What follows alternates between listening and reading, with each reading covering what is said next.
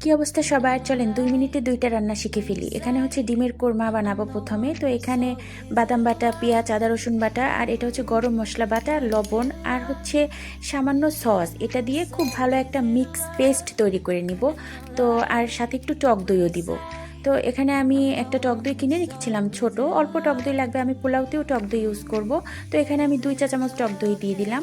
তো এখন এই মশলাটাকে খুব ভালো করে মিক্স করে নিব। আমার কাছে কেন যেন মনে হয় মিক্স করে নিলে রান্নার স্বাদটা অনেক বেশি মজা হয়।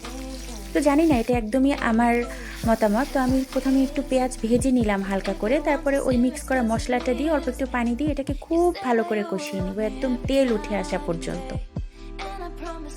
তেল উঠে আসবে তার আগে একটু চিনি দিয়ে দিলাম, তারপরে তেল উঠে আসার পরে পানি দিয়ে দিলাম, পানিটা বলক আসার পরে 3টে ডিম দিয়ে দিলাম, আগেই সিদ্ধ করে ভেজে নিয়েছিলাম। তো এটা হতে থাক, পাশে আমি পোলাওটা বসিয়ে দিই। এখানে আমি পোলাওতেও সেম মশলাটা ইউজ করেছি যেটা কোরমা ইউজ করেছি, সাথে একটু কাঁচামরিচ অ্যাড করেছি। তো আমি এটাকেও ভাজা ভাজা করে নেব তেল উঠে আসা পর্যন্ত। মশলা কিন্তু সেম, যেটা ডিমের কোরমায় সেটাই পোলাওতে। তো এটা আমার রেসিপি, টোটালি আমার রেসিপি। অনেকেই পোলাওটা খুব হালকা মশলা দিয়ে বানায়, বাট আমার এটা খুব মজা লাগে।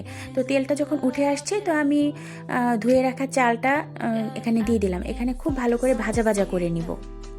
তো ভাজা ভাজা হয়ে গেছে, এখন আমি গরম পানি দিয়ে দিলাম, যতটা চাল তার দ্বিগুণ পানি, মানে 2 কাপ চাল হলে 4 কাপ পানি। তো গরম পানি দিয়ে দিলাম। এখন আমি গরম পানিটা হালকা বলক আসার পরে, অলমোস্ট গরমই পানিটা, বাট তারপরেও যখন টকবক করে ফুটে উঠলো, তখন আমি এখানে জালটা কমিয়ে ঘি মিক্স করে নিব 1 চা চামচ। এটাতে ঘ্রাণটা যেই সুন্দর আসে। তো এখানে যখন পানিটা একটু টেনে আসছে, তখন আমি জালটা একদম নিভু নিভু করে দিয়ে 10 মিনিটের জন্য রেখে দিব। তারপরে আমি আগে থেকে 1 মুঠ ডাল ধুয়ে রেখেছিলাম, সেটাকে অ্যাড করে দিলাম, খুব ভালো করে মিক্স করে দিচ্ছি। আমার ডাল পোলাওটা খুবই পছন্দ, শুধু আমার না, যারা আমার হাতের পোলাও খেয়েছে তাদের সবার এই পোলাওটাই অনেক পছন্দ।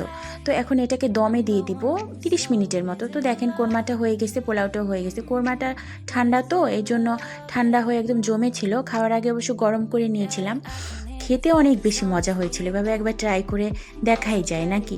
আর এই যে পোলাওয়ের ফাইনাল লুক দেখেন, কত সুন্দর হয়েছে, ঝরঝরা।